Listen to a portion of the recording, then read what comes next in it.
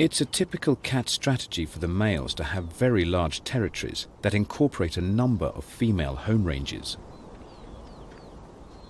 The South American puma's home range may be a whopping 700 square kilometers or more, 3 times bigger than the females, which means the tom must do a lot of walking. And in the Andes, over quite a challenging terrain.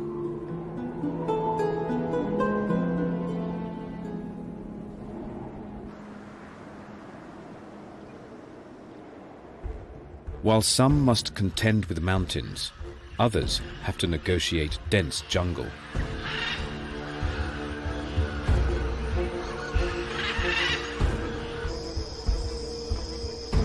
In the Amazon, there is only one top cat.